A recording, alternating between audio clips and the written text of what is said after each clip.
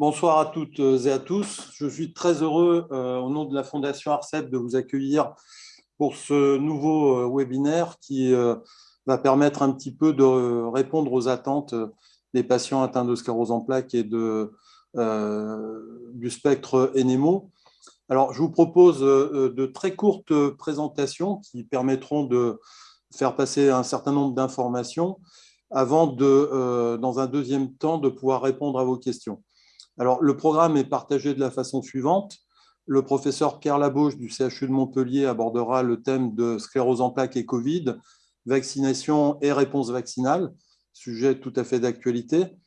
Le docteur Nathalie Derache abordera en second temps la problématique de la sclérose en plaques et du Covid, et notamment des traitements. Et puis, je terminerai sur le rôle d'un virus dont on parle beaucoup actuellement, l'Epstein-Barr virus, sur le déclenchement de la sclérose en plaques. Alors, je vous propose de laisser la parole dans un premier temps au professeur au docteur Nathalie Derache, désolé, concernant vaccination et réponse vaccinale, sclérose en plaques et Covid.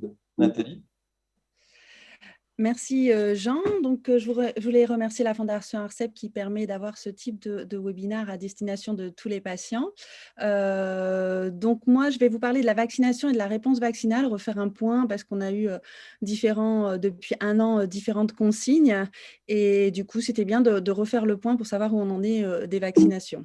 D'abord, pour les recommandations vaccinales, vous savez qu'il y a deux phases. Il y a la primo-vaccination et les rappels. Il y a aujourd'hui 3 schémas de primo-vaccination qui sont reconnus. Soit on fait 2 injections par un vaccin à double injection. Alors, ça comprend le vaccin Pfizer, Moderna, AstraZeneca et Covishield. Soit on fait une injection pour le vaccin à une seule injection, qui sont les vaccins Janssen et Johnson & Johnson. Si on a eu une infection Covid avant la première injection ou après la première injection du vaccin anti-Covid, avec un délai supérieur à 15 jours, on considère que cette infection est équivalent à une injection du vaccin. Alors, il faut faire attention quand même chez les patients qui sont sous immunosuppresseurs ou sous anti-CD20. Je crois qu'on a passé une diapo, voilà. Avant de parler des patients sous immunosuppresseurs et sous anti-CD20, donc vous voyez sur le schéma, dans la partie basse, soit votre premier épisode, c'est une vaccination, soit c'est une infection. Donc, s'il y a une infection et vous faites une deuxième vaccination à plus de 15 jours, vous êtes vacciné. C'est-à-dire, soit vous faites le vaccin et une infection, vous êtes considéré comme vacciné. Si vous faites une infection et le vaccin, vous êtes considéré comme vacciné. Sinon, vous avez 2 injections. Et ensuite, on parlera du rappel qui aura lieu 3 mois plus tard. Mais ça, c'est important parce que ça a changé. Avant, on ne considérait pas forcément qu'une infection était égale à une injection. Donc ça, c'est ce qui est sorti au mois de janvier. Pour les patients sous anti-CD20 et sous immunosuppresseurs, vous savez qu'il a été recommandé l'année dernière chez ces patients qui produisent moins d'anticorps anti-Covid avec le vaccin de faire une 3e injection de vaccin anti-Covid. C'est-à-dire que la primo-vaccination, au lieu de contenir 2 injections, elle en contient 3. Et donc, lorsqu'on parle du rappel chez ces patients, il y a plusieurs schémas à prendre en compte. Soit vous avez fait votre primo-vaccination complète. Si votre dernière dose date de plus de 3 mois, vous pouvez faire votre dose de rappel sans problème particulier. Si vous avez fait une dose de rappel, donc c'est-à-dire la 3e injection, vous pouvez faire la 4e injection. Je ne sais pas si c'est très, très clair. Donc, soit vous avez fait vos 2 doses, il faut faire sans la 3e dose, vous faites votre 3e dose, sinon vous faites votre 4e dose. Si votre dernière injection, elle date de moins de 3 mois, dans ce cas-là, on va vérifier avant en faisant une sérologie contre le Covid pour savoir si vous avez des anticorps.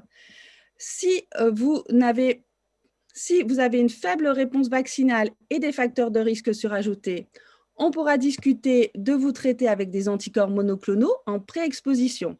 Ça va être détaillé par le professeur Labauche ensuite. Si votre dernière dose date de moins de 3 mois et si votre sérologie montre une bonne réponse vaccinale, dans ce cas-là, vous faites votre première dose de rappel à 3 mois.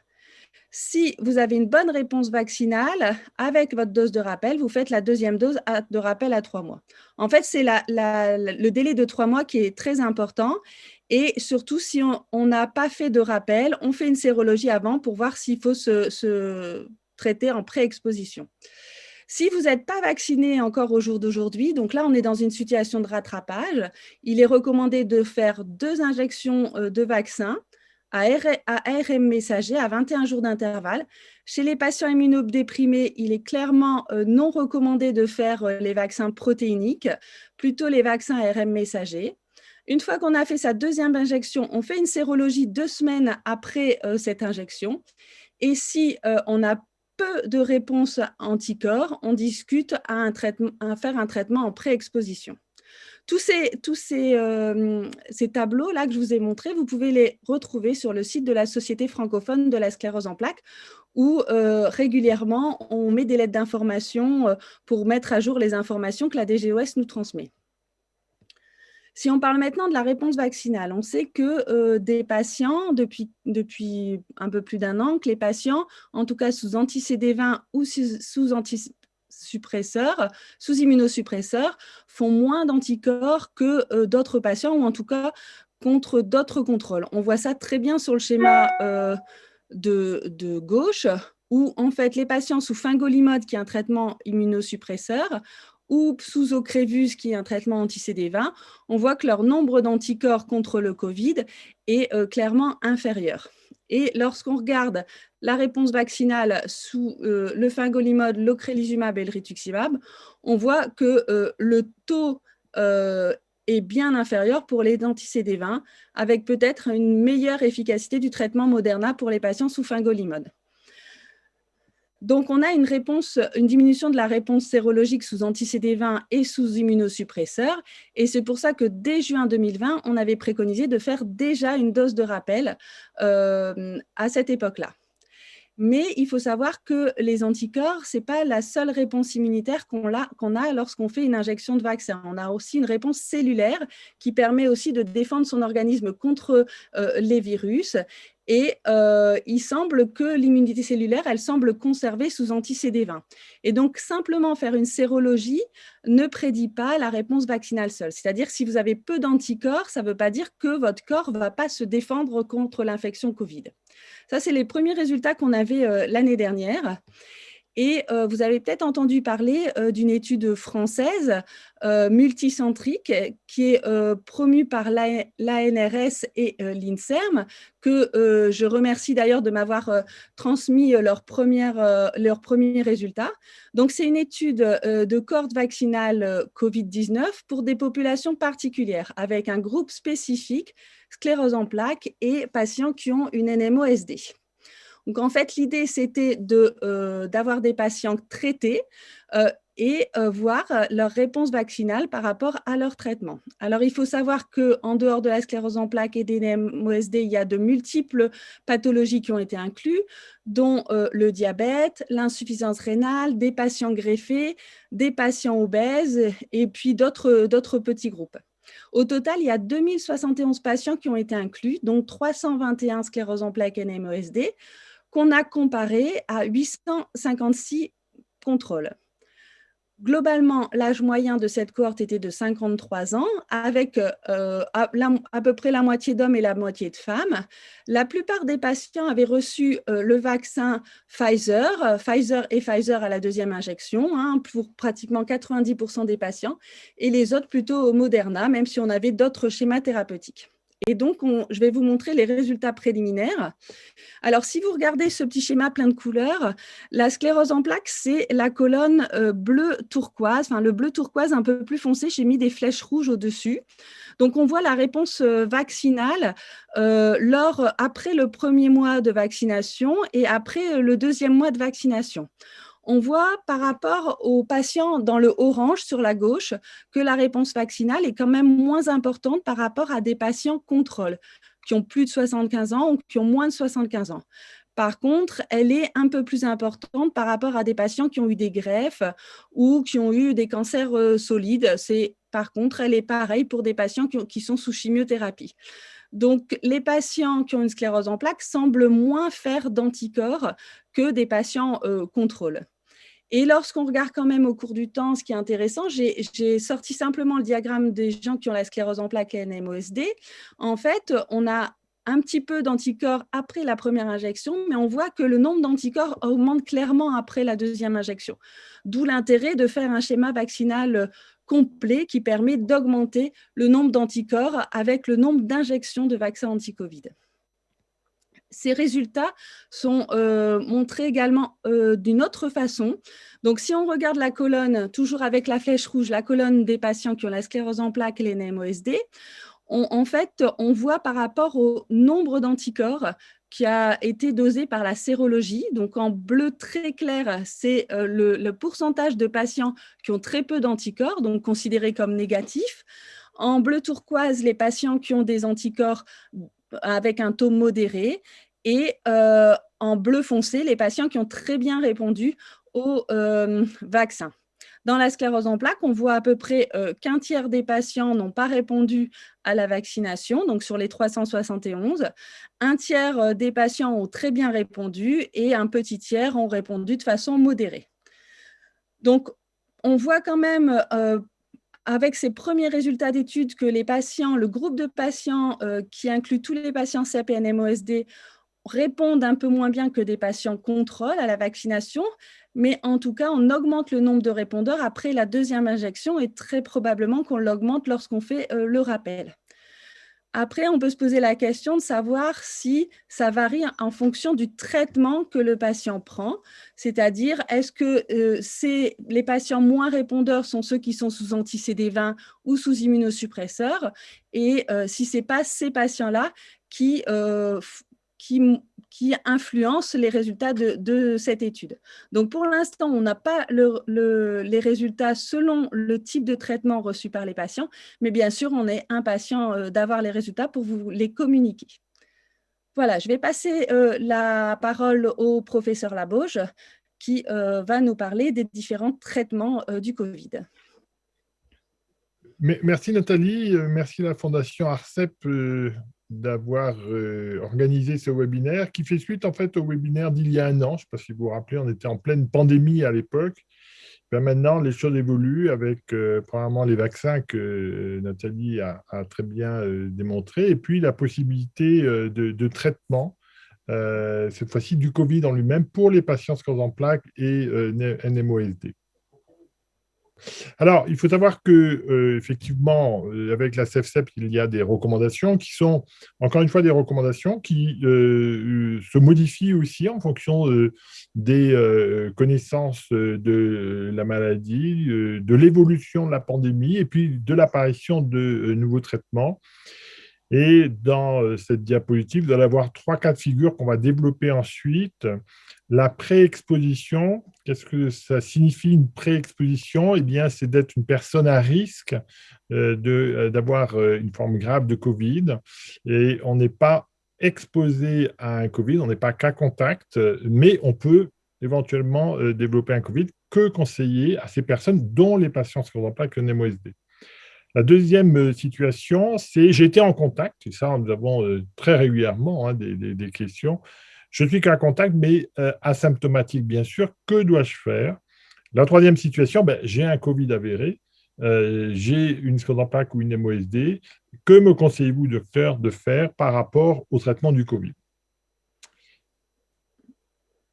Alors, la pré-exposition, donc je suis à risque parce que j'ai un traitement immunosuppresseur. Donc, on est dans la prophylaxie. Encore une fois, on n'est pas dans une situation de cas contact, on n'est pas symptomatique. On considère dans des patients à très haut risque de forme sévère de Covid-19. Que signifie très haut risque? Est-ce que déjà la sclérose en plaques ou l'anémie est en elle-même un facteur de haut risque? Les choses ont évolué en fait depuis un an et aujourd'hui, consensuellement, on peut estimer que cette maladie auto-immunitaire, comme les autres maladies auto-immunes, en elle-même n'est pas un facteur de haut risque de forme sévère de Covid.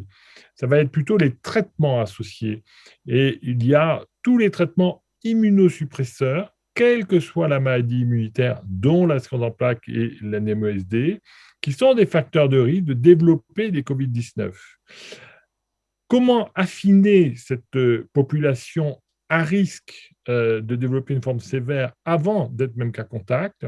Eh bien, on va quand même s'aider de la situation du répondeur à la vaccination. Et effectivement, on fait des sérologies. Alors, ce n'est pas les sérologies Covid, c'est les sérologies de la protéine S ou Spike.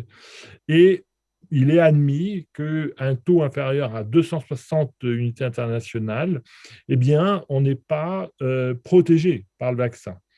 Ce sont des données consensuelles, parce que Nathalie vous a démontré qu'on peut être sérologie négative protéine S, mais quand même, avec l'immunité cellulaire, à garder une protection contre le Covid. Ou des patients qui ne sont pas éligibles à la vaccination. Et donc, ces personnes qui ont en plaque NMOSD sous immunosuppresseurs, dont la sérologie protéine S est négative malgré une bonne vaccination, ou des patients qui ne peuvent pas être vaccinés, peuvent bénéficier, je dis bien peuvent bénéficier d'un traitement préventif qui s'appelle l'Evulced, qui est une combinaison d'anticorps monoclonaux. Et en un mot, c'est une injection en intraveineuse ou intramusculaire tous les 6 mois. Attention, il est recommandé pour ce traitement de ne pas avoir de facteurs de risque vasculaire. L'hypertension, le diabète, les antécédents d'accident vasculaire cérébral ou coronarien sont des contre-indications à ce vaccin. Donc, on voit que, à ce traitement, on voit que ces traitements, bien sûr, il faut suivre, mais la sécurité d'emploi n'est pas encore complètement démontrée puisque c'est des traitements très récents. Et donc, c'est vrai que ce cas de figure peut être envisagé, mais avec beaucoup de précautions et de prudence dans la prescription de ce traitement préventif chez les patients immunosupprimés sclérose en plaques. La deuxième situation, c'est la post-exposition. J'ai été en contact avec le Covid, voilà, quelqu'un de mon entourage, je suis PCR négatif. Eh bien là, on s'appuie sur toujours le terrain à haut degré de Covid sévère qui sont les mêmes que dans la prophylaxie. On s'appuie aussi sur la sérologie de protéine Spike qui est inférieure à 260.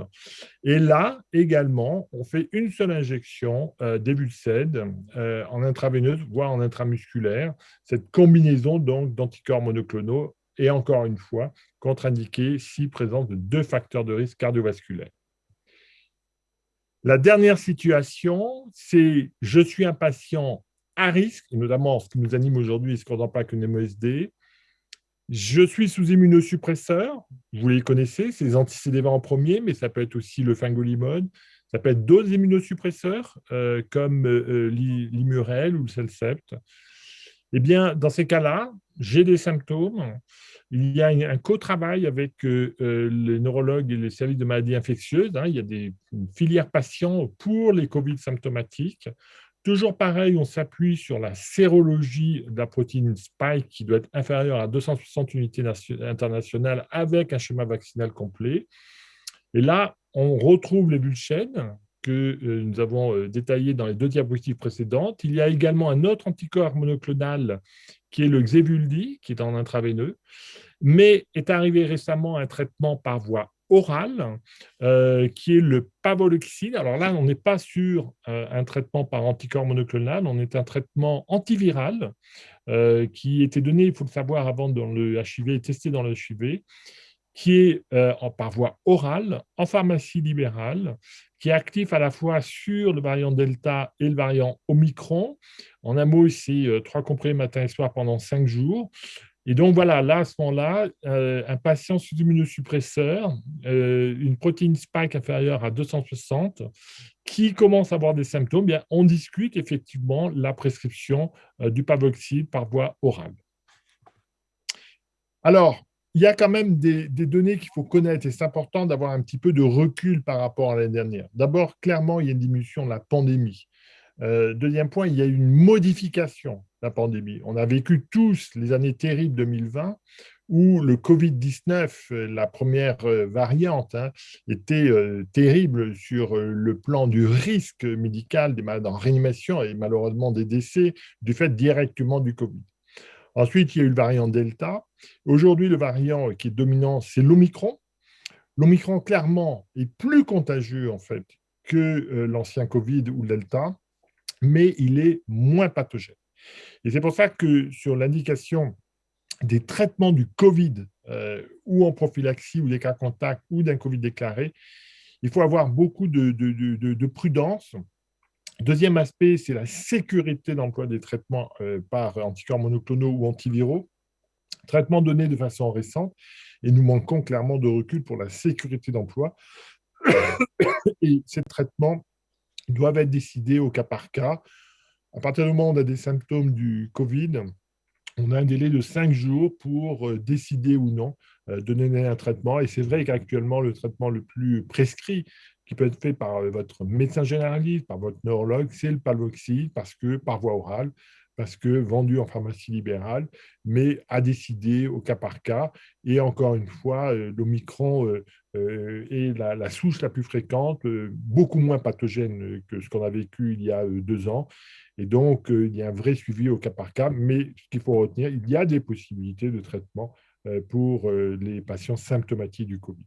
Et maintenant, je passe la parole à mon ami Jean Pelletier. Merci Pierre.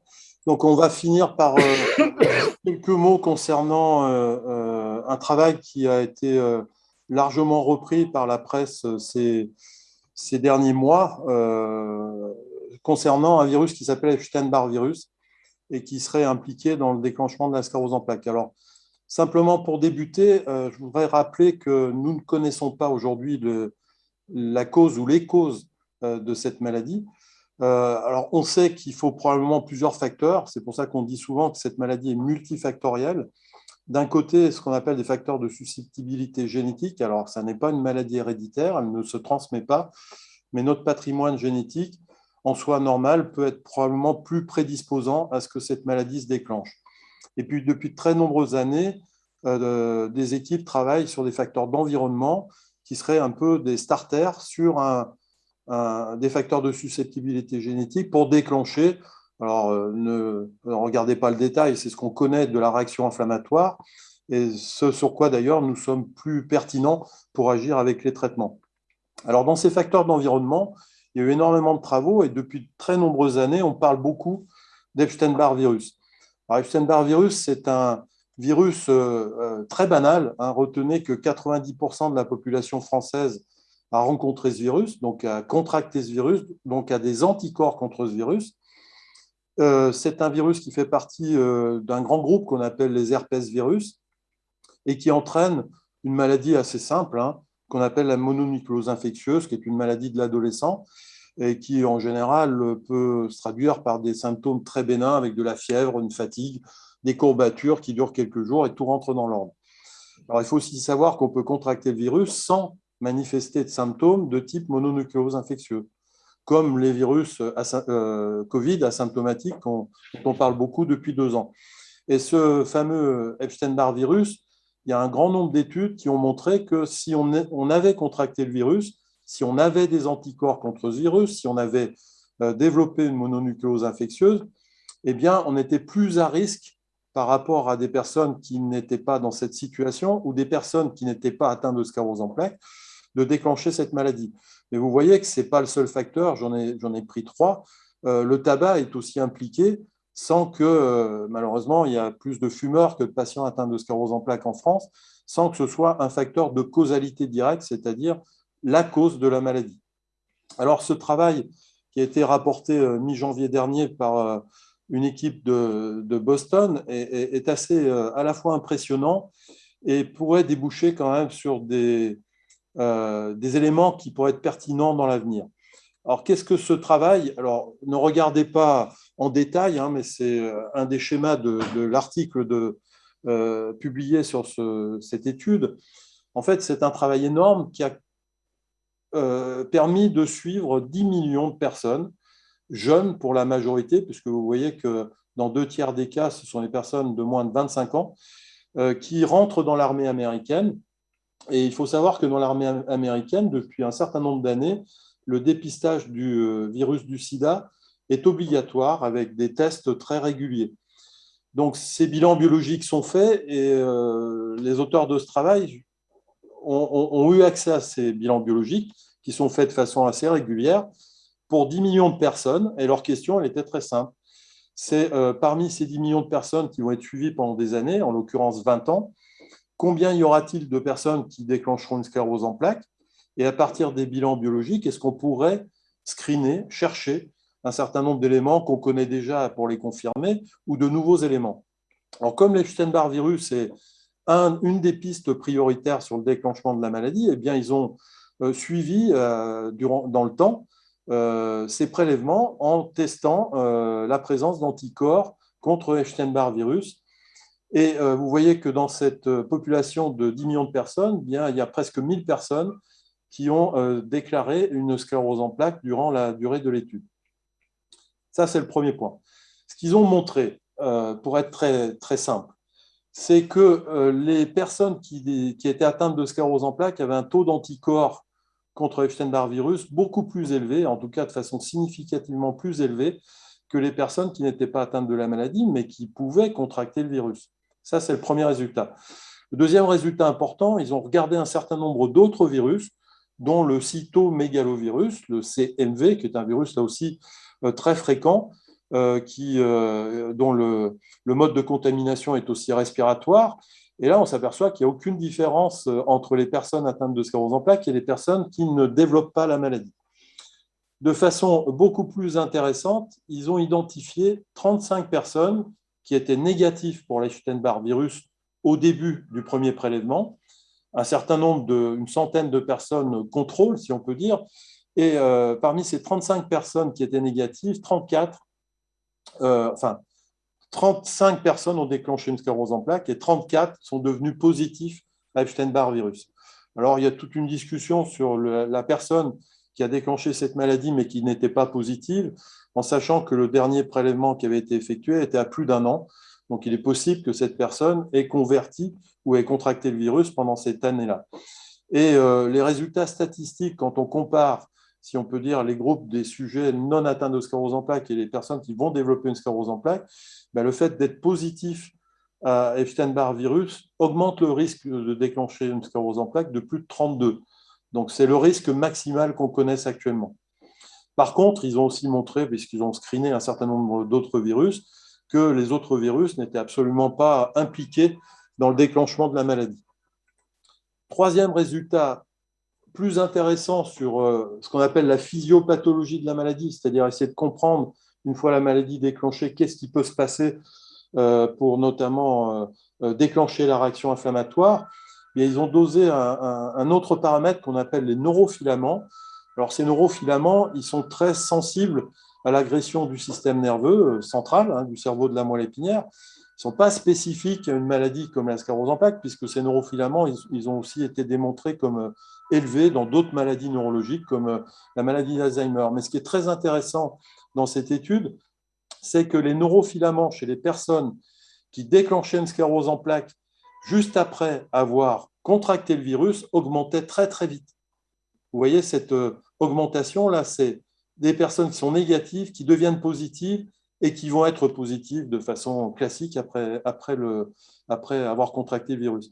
Et ça, c'est un résultat très intéressant, c'est-à-dire que c'est probablement un paramètre qui est impliqué dès le début de la maladie dans le processus inflammatoire ou dans le processus pathologique de la maladie et qui pourrait donner des idées en termes de moyens de surveillance biologique, notamment concernant l'évolution de la maladie.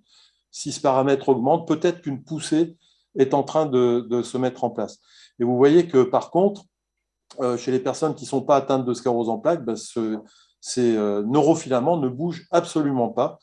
Donc, c'est un argument pour penser que ces neurofilaments sont très impliqués dans le processus dès le début de la maladie. Alors, qu'est-ce qu'on peut en tirer comme conclusion? La première, c'est un élément qu'on connaissait depuis longtemps. Il se trouve que Epstein-Barr virus, en tout cas une protéine d'Epstein-Barr virus qui porte un nom barbare, ça n'a pas beaucoup d'importance, est très très proche de la protéine basique de l'amyline, qui est le principal constituant de la myéline, et la sclérose en plaques est une maladie qui touche principalement la myéline. Donc, il y avait déjà des éléments pour penser que peut-être avec ce virus, il y avait une sorte de cible qui était atteinte de façon prioritaire parce que le virus ressemblait à un des composants principaux de la myéline. Le deuxième élément important, on vient d'en parler, est-ce que ces fameux neurofilaments qui pourraient être des marqueurs précoces de la maladie pourraient être impliqués ou en tout cas nous servir concernant l'évolution de la maladie? C'est plus simple de faire une prise de sang qu'une IRM en particulier.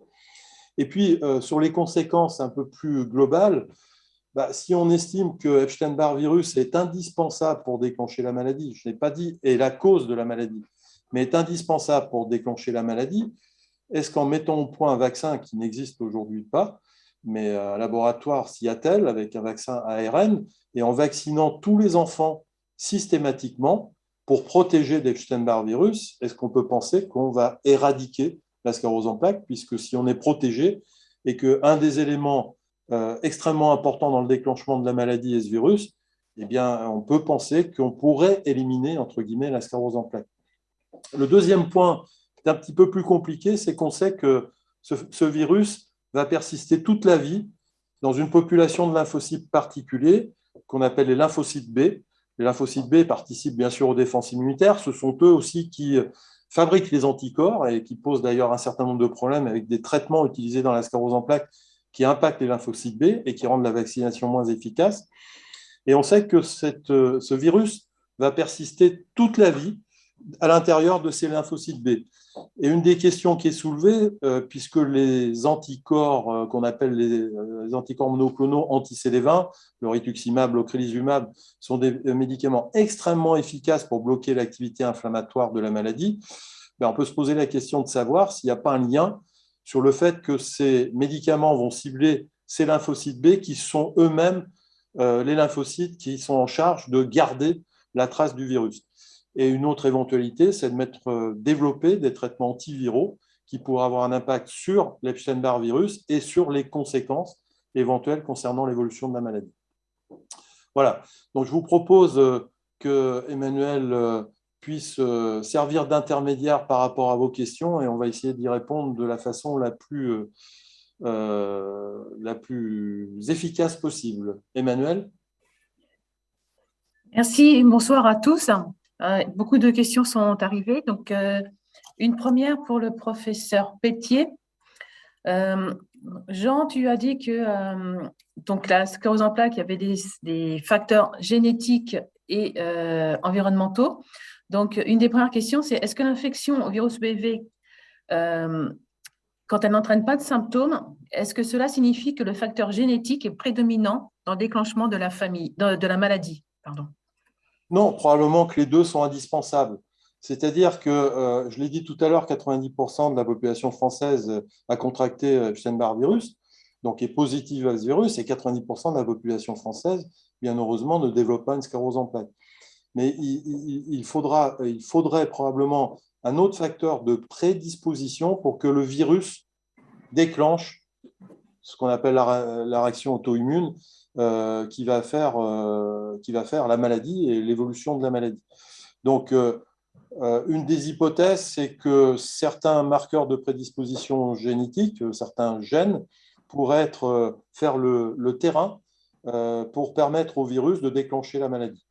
Donc, les deux sont probablement indispensables. Le virus en lui-même ne l'est pas seul, puisque 90%, encore une fois, de la population française est atteinte du virus et ne développe pas de sclérose en plaques.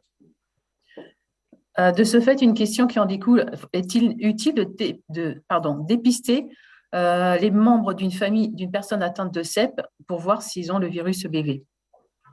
Non, ça n'a pas de sens d'une part parce que la sclérose en plaques n'est pas une maladie héréditaire, donc on n'a pas de marqueur pour penser qu'on puisse identifier avant son apparition cette maladie. Et puis encore une fois, la réponse, j'insiste beaucoup là-dessus, 90% de la population française est positive à Epstein-Barr virus. Donc le fait d'être positif ne veut pas dire qu'on déclenchera une sclérose en plaques, et encore moins qu'à l'intérieur d'une famille qui serait plus positive que les 90%, ce serait un marqueur de risque de développer la maladie. Donc, pas de raison de tester systématiquement avec des prises de sang pour savoir si on a contracté ou pas le virus, si on a des anticorps ou pas. Ce qu'on remarque dans nos pratiques, c'est que l'ensemble des patients atteints de sclérose en plaques ont contracté le virus et ont des anticorps concernant ce virus pendant toute leur vie. Et voilà, la question qui pourrait se poser, c'est lors du diagnostic de sclérose en plaques d'une personne, si la sérologie Epstein-Barr virus était négative, ça pourrait faire poser des questions sur le diagnostic réel de l'atteinte neurologique. Merci. Une question pour le docteur Nathalie Derache. Alors, il y a de nombreuses questions concernant les effets secondaires graves qui peuvent être développés après la vaccination, mais il y a aussi une question qui intervient peut-être avant Nathalie, ce serait, peux-tu rappeler quel est le processus, la technique d'ARN messager? Et de ce fait, quelle est la différence avec un ARN non messager? Et est-ce qu'il faut privilégier un des deux? La technique de l'ARN messager, en fait, le virus, en fait, il a à sa surface ce qu'on appelle la protéine S. Et pour être produite dans le corps, la protéine S, quand le virus rentre dans le corps, la protéine S va déclencher une réaction d'ARN messager pour fabriquer la protéine S, et c'est ça qui va provoquer la maladie dans le corps humain, en fait. Et pour éviter, pour que le patient soit déjà immunisé contre le virus, on va injecter une petite partie de cette protéine S. Donc, ce n'est pas la protéine S qu'on va injecter, c'est son ARN messager qui permet de produire en fait des petites quantités de protéine S. Et ainsi, en fait, dans le corps humain, on va avoir des anticorps anti-protéine S et donc anti-Covid. Et c'est comme ça que ça fonctionne. D'autres vaccins, comme le vaccin AstraZeneca ou le vaccin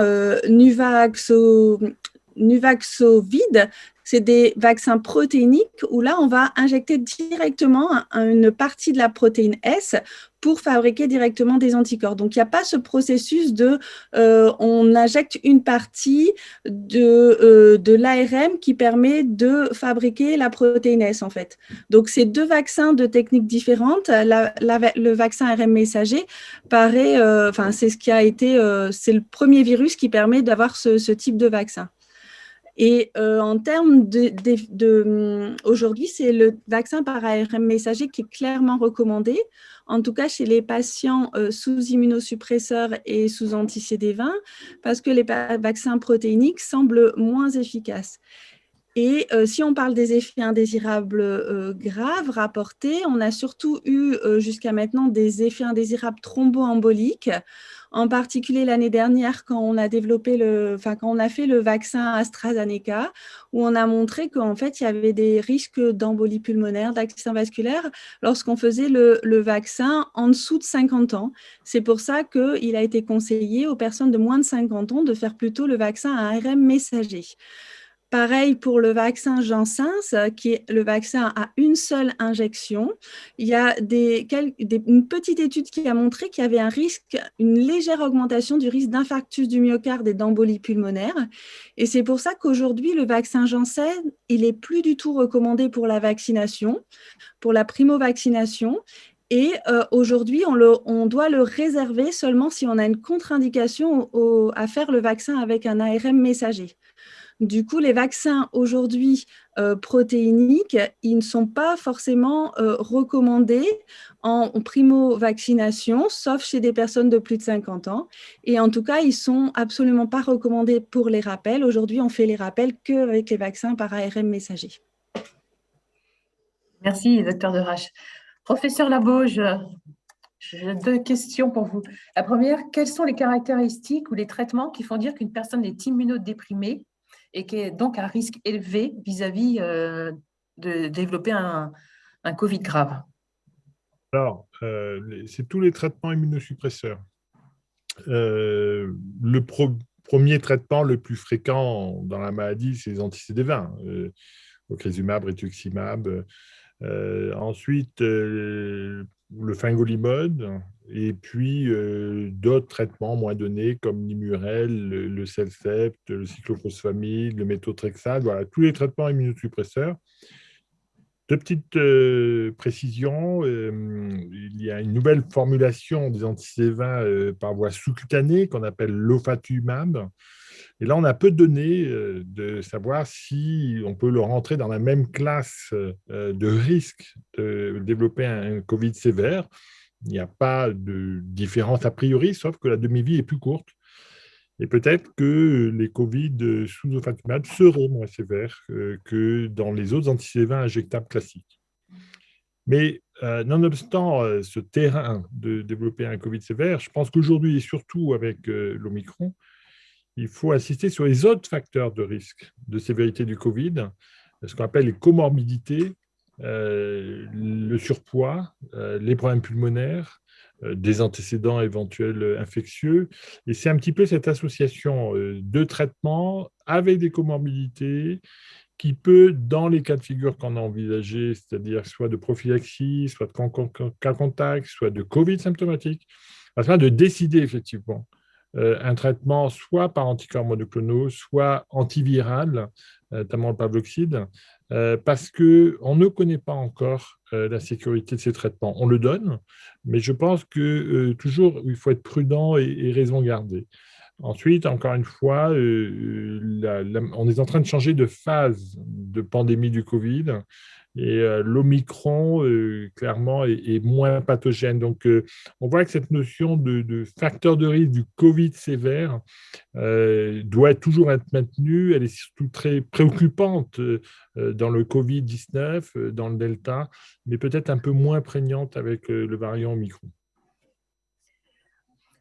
Donc, si je comprends bien, les personnes qui ont des traitements qui entraînent une immunodépression sont aussi les personnes qui auront des difficultés à développer des anticorps contre le Covid-19 malgré la vaccination. Alors, ça, c'est tout à fait une réalité. C'est que dans la sclérose en plaques, en tout cas NMOSD, il y a eu plusieurs études concluantes, notamment études israéliennes. Mais il y a eu d'autres études, études italiennes du registre, qui a montré que sous anti-CD20, il existait une perte d'efficacité de la vaccination basée sur la sérologie de la protéine Spike. Je pense que c'est très important cette notion, ce qu'a dit un petit peu Nathalie. Et donc, on teste l'efficacité vaccinale avec les outils biologiques que nous avons à notre disposition, qui sont la sérologie de la protéine Spike. Mais il y a l'immunité cellulaire et on peut avoir des patients qui ont des taux d'anticorps de la protéine Spike faibles, inférieurs à 260, et être protégés quand même, parce que derrière, il y a une immunité cellulaire qui est présente. Mais oui, tous les immunosuppresseurs qu'on a cités juste avant diminuent l'efficacité sérologique vaccinale. On sait également, alors ça c'est avec les anciennes souches Covid-19 et non pas avec l'Omicron, que les patients sous anti-CD20 en 2020 et 2021 ont présenté des Covid plus sévères que des patients sclérose en plaques avec d'autres traitements. Donc, il y a beaucoup d'arguments quand même qui convergent en disant oui, les immunosuppresseurs et notamment les anti-CD20 diminuent l'efficacité vaccinale. L'annuler, c'est peut-être un peu plus difficile à dire, mais en tout cas, diminue l'efficacité vaccinale. Merci, professeur Bauche. Professeur Pétier, une question pour vous. Concernant évidemment l'Epstein-Barr virus, la question est-ce que lorsque la personne développe une sclérose en plaques, ça veut dire qu'au départ, elle avait tous les éléments pour déclencher la sclérose en plaques et elle va débuter la maladie que si elle rencontre le virus EBV?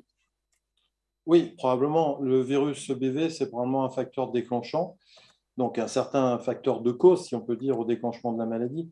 Mais comme on l'a dit tout à l'heure, il faut probablement avoir des facteurs de ce qu'on appelle de susceptibilité génétique. Alors, ce n'est pas un gène qui fonctionne mal, ce n'est pas un gène qui se transmet, c'est un assemblage de gènes qui va se mettre dans une conformation qui va rendre sensible l'organisme à un facteur déclenchant qui va enclencher cette réaction qu'on appelle auto-immune et dont la conséquence est l'inflammation et l'atteinte de l'aniline. Alors après, quelle est la dynamique de tout ça? Bien sûr que nos éléments de prédisposition génétique, on les a en permanence. Après, les facteurs d'environnement vont être un petit peu secondaires sur un terrain qui est prédisposé. Voilà, il faut le voir comme ça. Concernant le côté plus dynamique de l'infection au virus et le déclenchement de la maladie, l'étude dont on a parlé, bien sûr que les prélèvements n'ont pas été réalisés tous les mois ou tous les 6 mois. Il y a eu en moyenne 5 à 6 prélèvements par personne. Dans ces 10 millions de personnes, il y avait plus de 60 millions de prélèvements. Donc en fait, on n'a pas encore d'éléments précis pour dire est-ce que la maladie va se déclencher rapidement après l'infection à Epstein-Barr virus ou est-ce qu'elle va se déclencher de façon décalée sur les personnes qui étaient négatives et qui ont déclenché la sclérose en plaques. En moyenne, entre le prélèvement positif, si on peut dire, et le déclenchement de la maladie, il y a une fourchette entre 0 et 10 ans, avec une moyenne qui se situe à 5 ans, avec une personne qui a déclenché 1 an après avoir contracté le virus. Donc ça veut dire que tout ça est probablement très variable et on n'a pas la connaissance précise sur l'impact de ce virus dans le temps pour être responsable du déclenchement de la maladie. La seule chose qu'on puisse dire, c'est que ce virus est indispensable pour déclencher la maladie, mais il n'est pas suffisant à lui seul pour déclencher une sclérose en plaques. Alors, c'est une question simple. Est-ce que tous les patients CEP sont systématiquement dépistés pour le virus lors du diagnostic? Alors, systématiquement, probablement pas. Dans les centres qui sont plus spécialisés dans le domaine de la sclérose en plaques, c'est quelque chose qu'on fait très, très systématiquement, mais au même titre que d'autres virus, où on a beaucoup parlé à un moment de la maladie de Lyme, c'est-à-dire de façon un petit peu systématique. Ça fait un peu partie du bilan qui est réalisé systématiquement dans les prises de sang lorsque le diagnostic est fait. Après, voilà, je ne pense pas ce bilan soit effectué de façon totalement systématique sur tout le territoire. Merci. Une question pour le docteur Nathalie Derache. Les personnes sous antécédents et particulièrement Ocrevus, rituximab, malgré plusieurs doses de vaccin, ne développent aucun anticorps. Quels sont à ce moment les risques pour ces personnes? Est-ce qu'ils doivent rester confinés et puis est-ce que certains variants sont plus dangereux que d'autres? Alors, un patient sous anti-D20 qui ne développe pas d'anticorps, déjà, il peut faire son rappel à 3 mois, ça c'est clairement démontré. Il y a aussi, on augmente le nombre d'anticorps avec le nombre d'injections. Donc, parfois, on a des patients qui ne développent pas d'anticorps aux première ou deuxième injection et on voit apparaître des anticorps à la 3e ou 4e injection. Donc, ça, il faut aller jusqu'au schéma complet avec les rappels selon la procédure détaillée avant. On peut aussi faire les traitements en pré-exposition que le professeur Laboche a développé avant. Concernant le confinement, il n'y a pas besoin que le patient reste confiné. Il doit bien sûr faire attention et garder les règles de distanciation, le masque, mais il n'y a pas de confinement à proprement parler. Il ne doit pas rester enfermé chez lui. Et pour le variant Omicron, ce que le professeur Laboche disait aussi, c'est que le risque de forme grave semble moins important. Et donc là, aujourd'hui, on a plus de 90% des patients qui font un Covid qui sont plutôt un variant Omicron. Donc, on est quand même assez rassuré, même si le risque n'est pas nul. Aujourd'hui aussi, ce que la DGOS nous a demandé, c'est qu'on pouvait, que le médecin peut prescrire des masques FFP2 aussi pour ces patients qui sont sous immunosuppresseurs et qui n'ont pas déclenché d'anticorps. Lorsqu'on fait la prescription, il faut faire quand même très attention, c'est que les masques FFP2 sont parfois difficilement supportables dans la journée et ils sont beaucoup moins supportables que les masques classiques. Et du coup, avant de le prescrire, il faut quand même s'assurer que le patient va supporter le masque. Mais chez les patients sous immunosuppresseurs sans anticorps, on pourrait éventuellement faire la prescription de masques FFP2 et qui pourrait retirer en pharmacie. Mais pas un confinement comme on faisait dans la première vague de Covid. Mais garder toujours les règles éditées. Merci Nathalie. Professeur Laboche, Vous avez donc parlé des traitements lorsque les personnes sont touchées par le Covid ou lorsqu'ils ne peuvent pas, ils n'ont pas d'anticorps. Et du coup, avez-vous beaucoup de retours sur les personnes qui sont traitées par les médicaments que vous avez cités et quels sont leurs effets secondaires potentiels? Alors là, pour les retours, on manque de recul. Hein, ces traitements qui sont donnés à peu près depuis la mi-décembre. D'abord, il y a des contre-indications cardiovasculaires. On en a parlé avec certains types de traitements anticorps monoclonaux. En termes de tolérance immédiate, il y a quelques réactions allergiques, il y a des effets secondaires cutanés. Pour l'instant, il n'y a pas eu d'effets secondaires graves, mais encore une fois, je pense qu'il faut se donner un an de recul. En termes d'efficacité, les études qui ont validé justement l'indication thérapeutique ont montré que les patients traités diminuent de 80% le risque de développer un Covid sévère. Donc, il y a un bénéfice. Maintenant, il faut le voir sur des populations dans la vraie vie, parce que en termes de médicaments, la sécurité d'emploi est très importante en dehors des études. Et puis, pour rejoindre un petit peu ce qu'a développé le professeur Pelletier, peut-être qu'on peut penser que suivant le patrimoine immunitaire, suivant aussi les origines géographiques des patients, eh bien, il y aura plus d'effets secondaires avec certains types de traitements du Covid ou moins d'efficacité. Donc, tout ça est encore à développer. Je pense que raisonnablement sur la sécurité d'emploi des anticorps monoclonaux ou antiviraux du traitement du Covid et son efficacité, on aura des données dans 12 mois de vie réelle. De ce fait, lorsqu'une personne est contaminée, quelle est la durée où elle risque de développer des symptômes, enfin, pendant combien de temps elle risque de développer des symptômes, de rester positif et puis aussi de contaminer une autre personne? Alors, aujourd'hui, il est admis d'avoir une règle d'isolement de 7 jours. On estime que c'est la période où on est le plus contaminant. Donc, la période maximum, et d'ailleurs à la fois d'installation des symptômes, et aussi de contaminer 7 à 10 jours. Donc, si on est Covid positif, on conseille un isolement pendant 7 jours actuellement. Merci. Question pour le professeur Pelletier. Est-ce que les poussées peuvent être liées à une réactivation du virus EBV? Alors, pour l'instant, on n'a pas de données sur le sujet. Il y a certaines études ont été effectuées depuis de nombreuses années sur cette cible qui est Epstein-Barr virus. Pour l'instant, on n'a pas eu de résultats probants pour montrer qu'une réactivation du virus pouvait être responsable de poussées. Donc, pas de données dans ce sens-là. Ce serait un petit peu étonnant parce que c'est un virus un petit peu quiescent. Donc, c'est un virus qui va, comme on l'a dit tout à l'heure, rester dans certaines cellules durant toute la vie de la personne. Donc, les réactivations pourraient expliquer, par exemple, de nouveaux symptômes liés à la réactivation virale, ce qui ne semble pas être le cas. Il y a des formes très rares de mononucléose infectieuse dite chronique, où les personnes qui contractent ce virus qui est très banal, avec en général des signes tout aussi simples, hein, en tout cas absolument pas graves, peuvent déclencher une forme un peu durable de cette maladie, avec de la fatigue, avec des douleurs articulaires. Donc ce sont des choses qui sont décrites, mais pour l'instant, on n'a pas d'éléments pour penser qu'une réactivation virale pourrait, sinon être la cause, en tout cas un des éléments qui intervient dans la constitution de nouvelles poussées. Merci. Docteur Deyderache, une question importante et qui revient assez régulièrement.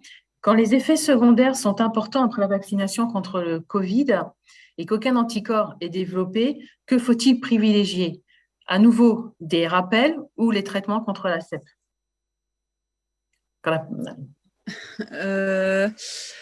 Si, c'est un peu la réponse de tout à l'heure, c'est-à-dire que si on n'a pas développé d'anticorps, on se posait la question avec son neurologue si on est à risque de forme très grave de Covid, de faire un traitement en pré-exposition Comme le professeur Laboge disait, tous les 6 mois, une injection d'anticorps monoclonal. Alors, souvent, dans les centres de référence, ça se discute avec le neurologue et l'infectiologue. Et puis, aujourd'hui, on a quand même beaucoup moins de formes graves. Donc, c'est vrai qu'on ne le fait pas forcément en systématique, ces traitements en pré-exposition. Ce n'est pas forcément recommandé, même si on peut le faire. Et puis, alors, la deuxième partie de la question, c'était quoi, Emmanuel ? Pardon. On va faire les Voilà, le choix en fait entre rappel et traitement. Après, si on a déjà fait ces 3 injections, un premier rappel et qu'on a toujours peu d'anticorps, on risque de pas. Aujourd'hui, il n'y a pas de 4e rappel de préconisé. On fait 2 injections plus un rappel pour les patients sans immunosuppresseurs. On fait 3 injections en primo-vaccination plus un rappel. Aujourd'hui, on n'a pas de 2e rappel de préconisé. Donc, je pense qu'il ne faut pas en faire. Ça, c'est mon propre avis, mais ça ne sert à rien d'en refaire et d'en refaire. Je pense qu'il faut plutôt se diriger vers les traitements de pré-exposition. Et c'est vraiment des choses discutées au cas par cas, en fait. On ne va pas le faire pour tous les patients. Il y a pas simplement de prendre des traitements immunosuppresseurs. Il y a aussi, en fonction de l'activité professionnelle aussi, peut-être qu'un professionnel de santé sera plus exposé au risque de faire un Covid. Et donc, on sera plus enclin à lui mettre des traitements de pré-exposition. Les patients qui ont les comorbidités, aussi l'obésité, les maladies cardiovasculaires, on sera plus enclin à lui faire les traitements de pré-exposition parce que c'est vrai qu'on ne sait pas exactement s'il y a des effets indésirables à long terme de ces anticorps monoclonaux qu'on connaît depuis moins de 6 mois, en fait. Donc, et puis, il y a des patients qui ont une contre-indication à ces traitements aussi, notamment toutes les maladies cardiovasculaires. Donc, il faut faire quand même attention et c'est vraiment une discussion au cas par cas entre le neurologue et l'infectiologue des régions où le patient est suivi. Merci. Une question qui est un petit peu liée. Est-ce que le fait d'avoir reçu une vaccination contre la Covid peut perturber l'efficacité d'un traitement quand il vient d'être initié? Non, dans ce sens-là, non. En fait, le vaccin ne va pas empêcher un traitement de la sclérose en plaques d'être efficace. Par contre, ce qui est conseillé aujourd'hui, lorsqu'on doit commencer un traitement de la sclérose en plaques, c'est de faire la vaccination anti-Covid avant de commencer le traitement. Parce que, on l'a vu déjà pour les immunosuppresseurs, on n'a pas encore les résultats pour les traitements non immunosuppresseurs. On attend avec impatience les résultats de l'étude COV-POPART. Mais en fait, pour d'autres vaccins, il y a quelques traitements qui peuvent diminuer l'efficacité des vaccins. Donc, on préconise aujourd'hui de faire les vaccins anti-Covid avant de commencer le traitement de la sclérose en plaques. Dans l'autre sens, les vaccins ne diminuent pas, on n'a pas vu de diminution d'efficacité des traitements, à moins que mes collègues ont d'autres données là-dessus, mais je n'ai pas vu ça. Merci, Nathalie. Professeur Labauge, une question. Est-ce que la vaccination peut déclencher une poussée et voire entraîner chez une personne, est-ce qu'elle peut devenir du coup CEP déclarée quand elle était elle avait un symptôme radiologiquement isolé ou un symptôme cliniquement isolé? Alors, c'est très intéressant parce que en fait, il y a déjà plusieurs questions dans votre question, Emmanuel. D'abord, est-ce que le Covid peut aggraver la sclérose en plaques? Déjà, avant de parler des vaccins ou des traitements, on va dire que les données des registres sur l'impact du Covid sur l'évolution du sclérose en plaques sont à ce jour plutôt rassurants. Et donc, on n'a pas de données statistiques. Je pense que chaque mot est important pour dire que sur un plan de grande population de patients sclérose en plaques dans les registres, il y ait une aggravation à sclérose en plaques par l'infection par le Covid. Deuxième point, c'est par rapport au vaccin, cette fois-ci. Pour l'instant, dans les données disponibles, nous n'avons pas d'aggravation de la sclérose en plaques reconnue post-vaccinale anti-Covid. Et pour terminer là-dessus, pour les nouveaux traitements du Covid, cette fois-ci, eh bien, il y a quand même une question. On manipule quand même, entre guillemets, l'immunité des patients. Et je pense qu'il va falloir bien surveiller que ces traitements ne puissent pas, à terme, induire une activité inflammatoire de la maladie. Donc, vous voyez, c'est toute la déclinaison de l'aggravation de la sclérose en plaques autour du Covid la maladie, les vaccins, et également aujourd'hui, et ça on n'a pas les données de réponse actuellement, sur les traitements du Covid. Merci. Encore une question. Si la vaccination devient ou est obligatoire pour des raisons professionnelles, alors que le patient ne développe pas d'anticorps, quelle attitude faut-il avoir? Est-il possible d'obtenir des dérogations? C'est pour moi que vous posez la Oui, question. professeur Labauge, oui. Alors aujourd'hui, la vaccination, en fait, paradoxalement, elle n'est pas obligatoire en France. Je parle de la France, mais pas obligatoire. Il y a le pass vaccinal, mais elle n'est pas obligatoire. Donc, si une vaccination est demandée dans le cadre d'une profession, hein, donc c'est un petit peu différent là. C'est pas l'obligation, c'est dans le cadre d'une profession. De la législation du travail impose d'être vacciné. Actuellement, les malades sont obligés de se faire dépister au niveau du Covid. Alors, ça dépend des professions. Hein. Aujourd'hui, c'est test antigénique avant tout. Un test de test antigénique, on ne va pas rentrer dans la sous-spécificité de chaque profession, mais du coup, il y a un dépistage à réaliser. Mais sinon, après, il n'y a pas d'autres précautions. Ensuite, dans les contre-indications vaccinales, c'est encore autre chose. Les contre-indications vaccinales, mais peut-être Nathalie voudra intervenir là-dessus, c'est avant tout les antécédents d'allergie, où là, on est souvent confronté à ce problème-là, on est toujours assez prudent. La scorde plaque, en elle-même, n'est pas une contre-indication à être vaccinée. Mais peut-être Nathalie veut préciser ce point si elle le souhaite. Après, pour travailler, si jamais ça devenait obligatoire pour toutes les professions, ou même pour nous, les professions de santé, où c'est obligatoire, on nous demande d'être vaccinés. On ne nous demande pas notre résultat de sérologie, en fait. Donc, l'employeur s'en fout un peu que le vaccin, il a marché ou pas. Il veut simplement que vous soyez vacciné. Donc, ça, c'est un peu bizarre. Après, effectivement, on peut se poser la question d'un patient vacciné dans une profession à risque et qui ne fait pas d'anticorps, est-ce que c'est raisonnable qu'il reste à son poste de travail? Donc ça, après, c'est toute une discussion avec la médecine du travail. C'est vrai qu'initialement, lors de la première vague, il y avait des arrêts de travail que même les patients pouvaient faire eux-mêmes sur le site Amélie. Aujourd'hui, c'est vrai qu'on donne plus d'arrêt de travail aux patients, même s'ils n'ont pas d'anticorps. Après, on peut discuter avec la médecine du travail pour adapter le poste de travail et être moins en contact avec un risque de personnes être proche de personnes qui ont le Covid, notamment dans les professions de santé. Pour les contre-indications, effectivement, à part l'allergie, moi, j'en connais pas d'autres. Et c'est quand même assez rare qu'on ait une contre-indication formelle au vaccin. Parfois, on contre-indique quand le premier vaccin s'est très mal passé. Après, s'il y a un certificat du neurologue ou du médecin traitant qui affirme qu'il y a une contre-indication au vaccin, alors aujourd'hui, on peut se rabattre sur les vaccins à protéiniques, notamment le vaccin de Novamax, qui peut être fait si on a une contre-indication au vaccin ARN messager, parce que c'est un mode d'action différent. Et sinon, le certificat de contre-indication peut être entré dans le site Amélie pour donner le pass vaccinal aux patients quand même. Merci Nathalie. Alors, il est déjà 19h30, donc logiquement, on est à la fin. Il y a beaucoup de questions.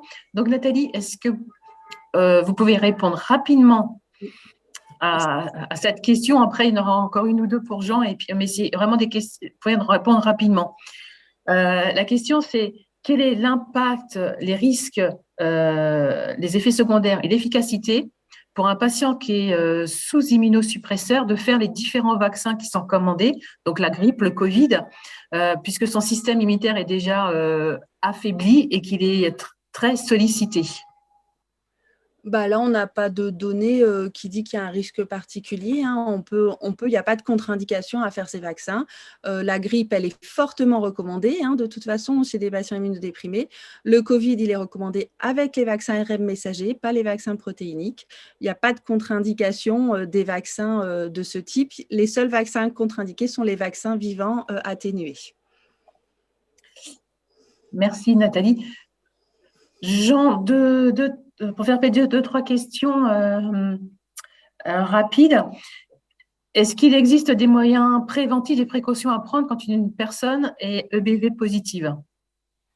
Non, pas particulièrement. C'est un virus, encore une fois, tout à fait banal qui se transmet par la respiration. Et il n'y a pas de précautions à prendre particulières. Enfin, dans l'optique de se protéger, du virus dans l'optique d'éviter de déclencher ce dont on parle aujourd'hui, c'est-à-dire la sclérose en plaques.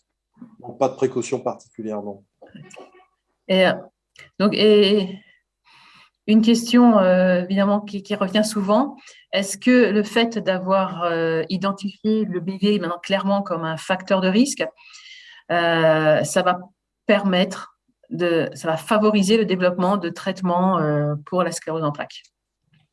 Ça peut donner des pistes si on comprend mieux son implication dans la maladie. Et bien sûr que ça peut donner des pistes si si le virus intervient dans l'évolution de la maladie. Là, on parle du déclenchement de la maladie, d'un des éléments qui est important pour débuter la maladie. Pour l'instant, on n'a pas de données qui nous permettent de penser que le virus, une fois contracté, ayant, entre guillemets, participé à déclencher la maladie, puisse intervenir sur l'évolution de la maladie. Donc, en termes de traitement sur la cible Epstein-Barr virus, concernant l'évolution de la maladie, il y a encore beaucoup de travail à faire pour essayer de comprendre quel est le rôle du virus une fois qu'on l'a contracté. Donc, je crois qu'on va conclure. Merci à vous trois, professeur Pelletier, professeur Labauche, docteur Derache. Vous avez peut-être une phrase de conclusion, peut-être que vous voulez dire un dernier mot. Moi, si je peux commencer, je voulais rajouter quelque chose que j'ai oublié de dire tout à l'heure. Chez les patients qui n'ont pas d'anticorps, il faut vraiment faire attention à l'entourage, vacciner l'entourage aussi. Ça peut être protecteur pour le patient lui-même. Donc, c'est vraiment, voilà, l'entourage est également important dans la prévention de la forme grave du Covid. Merci à vous. Moi j'ai un message optimiste, pour une fois. Dans le monde actuel qui nous entoure, on se comprend. C'est quand on voit d'où on vient il y a 2 ans, je pense qu'il faut toujours être prudent, bien sûr, mais on est sorti un peu d'affaire du Covid. Alors, que va être l'avenir, bien sûr, en termes des nouveaux traitements, de la sécurité d'emploi des nouveaux traitements du Covid? Je pense que c'est une grande question. Quel va être l'impact potentiel sur l'évolution à sclérose en plaques si on décide de traiter nos patients sclérose en plaques ayant un Covid et surtout symptomatiques? Mais quand même, il y a une sorte de cycle en fait de pandémie. Et là, on a l'impression qu'on sort de la pandémie, que voilà. Alors après, c'est difficile de prévoir à 1 ou 2 ans s'il ne va pas y avoir d'autres variants. Par contre, je pense que cette leçon pour le monde occidental est une grande leçon, car l'ère des pandémies, on l'a vu avec la grippe aviaire il y a une quinzaine d'années, on l'a vu avec le virus Ebola, eh bien, le Covid nous a rappelé à l'ordre en disant que les maladies infectieuses, les pandémies, même si elles sont latentes et invisibles, restent toujours un risque potentiel pour l'être humain dans les 10 à 20 ans. Oui, moi, je voulais simplement remercier toute l'équipe de la Fondation ARCEP d'avoir organisé ce webinaire, en particulier Emmanuel Plassard. Et puis, oui, je suis assez d'accord avec Pierre Labauche et Nathalie, il faut rester optimiste. On vit depuis 2 ans des moments difficiles. Bon, il y en a d'autres qui, entre-temps, sont intervenus aussi dans un autre contexte. Donc, restons optimistes et surtout, vous l'avez compris, on n'a pas obligatoirement de recettes de cuisine au sens général du terme.